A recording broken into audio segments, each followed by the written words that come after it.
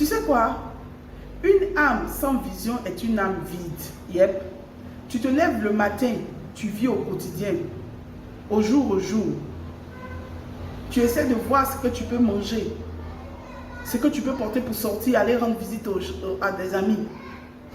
Tu essaies de chercher ton transport, c'est-à-dire les petites choses. Quand tu rêves de ce que tu as fait hier, mais tu ne rêves pas de ce que tu veux devenir. Quand tu imagines les choses, tu imagines des choses avec lesquelles, tu imagines, oui, tu considères les choses qui vont t'amener, te permettre de vivre aujourd'hui.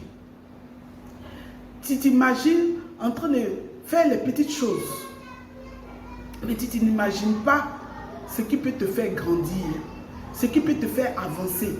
Tu n'as aucune vision, tu n'as aucun plan d'avenir. Comment peux-tu préparer ton futur dans ces conditions?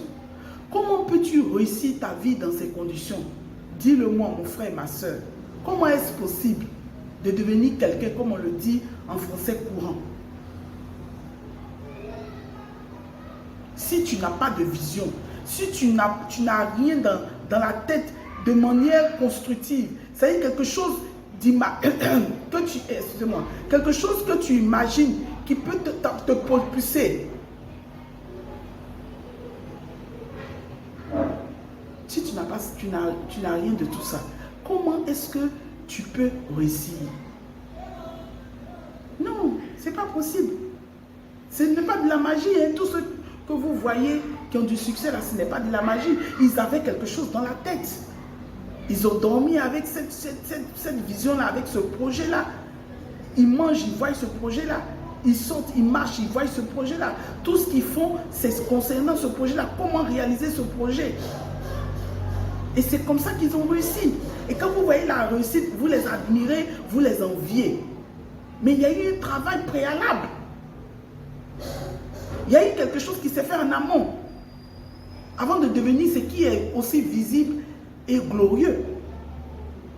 Ça a commencé par l'imagination, par ce qu'on met dans la tête, par les pensées.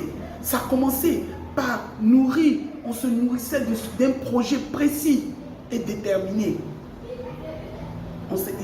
Les gens qui réussissent ne sont pas levés comme ça du jour au lendemain et puis sont devenus ce qu'ils sont. Non, ça a été préparé avec abnégation.